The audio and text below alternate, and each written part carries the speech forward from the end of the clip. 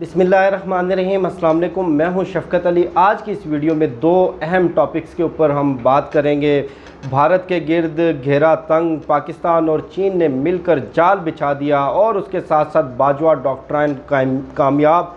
मशरिक़ वुस्ता में अमरीकी प्लान बुरी तरह से नाकाम हो गया।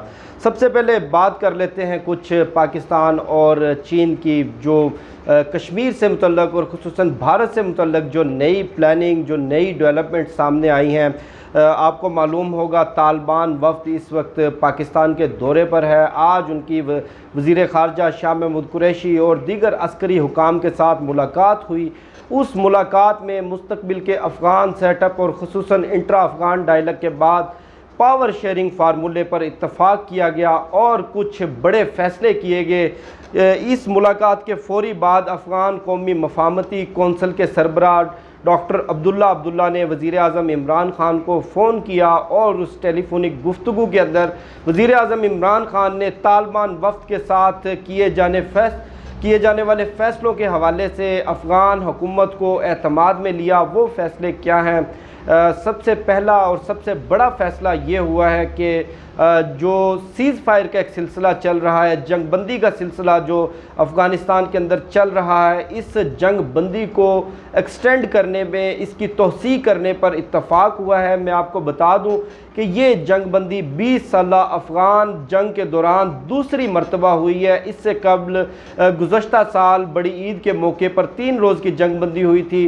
उसके बाद फिर दोबारा से लड़ाई शुरू हो गई अफ़गान मुतारिब ग्रुपों में और अमरीकी फ़ोर्सेस के ऊपर हमले और जो दीगर वहाँ पे दहशतगर्द जमातें हैं, वहाँ पर एक मरतबा फिर से वायलेंस शुरू हो गया। 1 साल के बाद जब ये अफ़गान, तालिबान और अमेरिका के माबैन दोहा मुआहिदा सामने आया है, उसके बाद ये एक बड़ा मुतालबा था अमेरिका की जानिब से भी, अफ़गान हुकूमत की जानिब से भी कि तालिबान जंग बंदी पर अमल करें, एक तवील जंग बंदी का प्रोसेस शुरू किया जाए।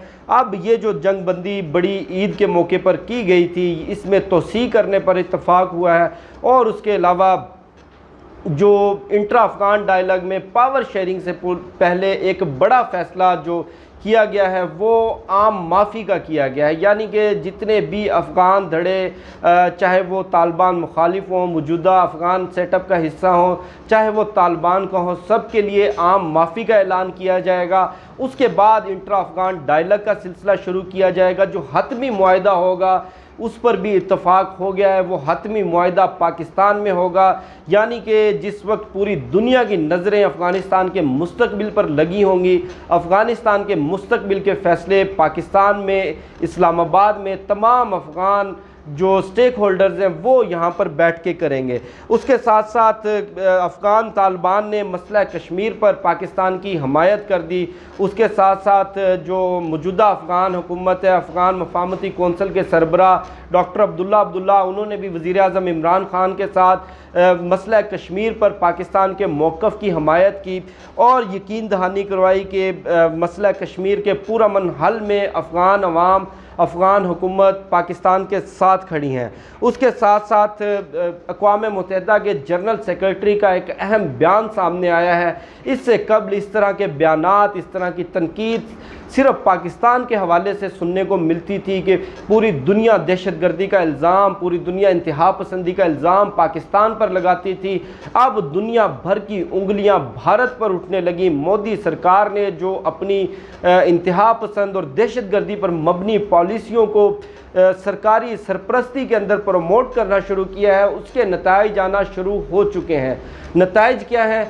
आज अक़वाम मुत्तहिदा के जनरल सेक्रेटरी ने एक बड़ा और अहम बयान ये दिया कि भारत आलमी दहशतगर्दी का नया मरकज़ बन चुका है।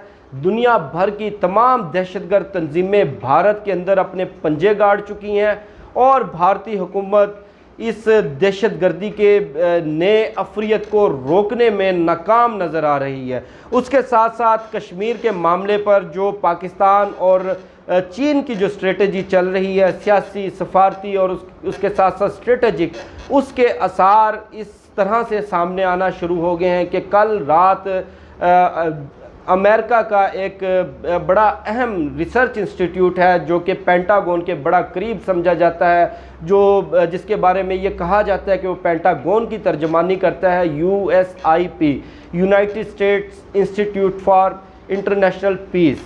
اس نے کشمیر اور پاکستان کے خطے کے بارے میں، جنوبی ایشیا کے بارے میں ایک رپورٹ شائع کی ہے۔ وہ رپورٹ بھارتی سرکار کی پالیسیوں کی ناکامی کو سامنے لاتی ہے کہ نریندر مودی کی ہٹ دھرمی اور انتہا پسندی پر مبنی پالیسیوں کی وجہ سے جنوبی ایشیا نیوکلیئر فلیش پوائنٹ بن چکا ہے۔ کشمیر کا معاملہ، یہ بھارتی حکومت جو نریٹو پوری دنیا کے سامنے رکھتی ہے کہ کشمیر ہماری ٹیریٹوریل انٹیگریٹی ہے، یہ محض کسی افسانے سے کم نہیں، اور کشمیر بڑی تیزی سے بھارت کے ہاتھ سے نکلتا جا رہا ہے۔ اس کے ساتھ ساتھ 5 اگست کے اقدام کے بعد بھارتی حکومت کشمیر کے معاملے پر خصوصاً عالمی برادری کی حمایت بڑی تیزی سے کھو رہی ہے۔ دنیا کے لیے، بین الاقوامی تنظیموں کے لیے، اقوام متحدہ کے لیے، سلامتی کونسل کے لیے اور خصوصاً امریکہ کے لیے یہ مجبوری بن جائے گی کہ وہ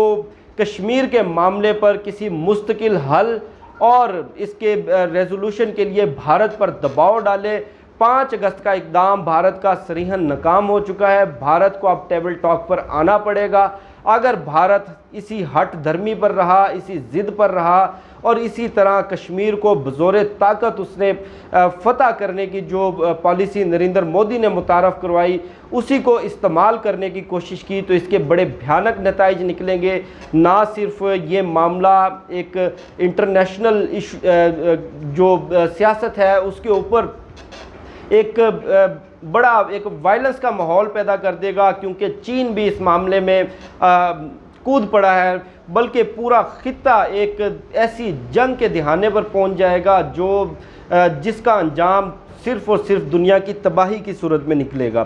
اب آ جاتے ہیں مشرق وسطیٰ میں امریکی پلان جو متحدہ عرب امارات نے اسرائیل کو تسلیم کیا، ان کی جو ڈیل ہوئی تھی، ڈیل غرب اردن کے علاقے میں یہودی بستیوں کی تعمیر روکنا، غرب اردن کے اوپر اسرائیل کا جو ایک ناجائز قبضہ اور ناجائز دعویٰ ہے اس سے دستبردار ہونا، اس ڈیل کے فوری بعد اسرائیل اپنے اس وعدے سے، اپنے اس معاہدے سے مکر گیا۔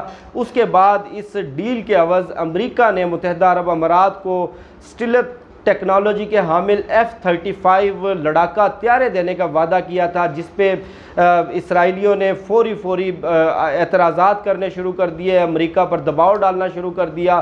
اس کے بعد جب متحدہ عرب امارات نے یہ دیکھا کہ ہمیں اس ڈیل کے مطلوبہ نتائج نہیں مل رہے، اس کے بعد جنرل قمر جاوید باجوہ نے سعودی عربیہ کا ایک اہم دورہ کیا۔ اس دورے کے بعد فوری طور پر سعودی عرب کا بھی اسرائیل کے حوالے سے موقف، واضح دو ٹوک موقف سامنے آ گیا۔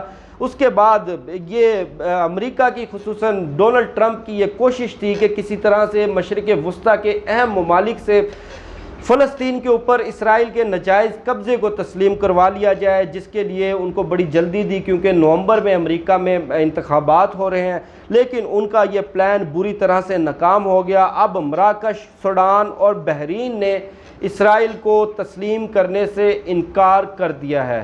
کئی دہائیوں کے بعد امریکی وزیر خارجہ ایک خصوصی دورے پر سوڈان پہنچے، لیکن ان کا اس طرح سے استقبال نہیں کیا گیا، بڑا ایک سرد مہری سے ان کا استقبال کیا گیا، اور اس کے بعد واضح طور پر انکار کر دیا کہ ہمارے پاس نہ تو یہ مینڈیٹ ہے، نہ ہم اتنا بڑا فیصلہ کر سکتے ہیں، ہم کسی صورت بھی اسرائیل کو تسلیم نہیں کریں گے۔ اب ان اہم ممالک کے انکار کے بعد امریکہ کا یہ پلان بری طرح سے ناکام ہو گیا ہے، کیونکہ اگر مشرق وسطیٰ کے ممالک اسرائیل کے اس ناجائز قبضے کو تسلیم نہیں کرتے تو مشرق وسطیٰ میں گریٹر اسرائیل کا خواب کبھی پورا نہیں ہوگا۔ اس پورے سناریو کے اندر سب سے اہم کردار جنرل قمر جاوید باجوہ نے ادا کیا۔ باجوہ ڈاکٹرائن چھا گیا، باجوہ ڈاکٹرائن کامیاب ہو گیا۔ یہ تھے وہ خطے کے اور کچھ عالمی حالات جو میں نے آپ کے ساتھ شیئر کیے۔ مجھے شفقت علی کو دیجیے اجازت، انشاءاللہ پھر نیکسٹ ویڈیو میں ملاقات ہوگی۔ پاکستان زندہ باد۔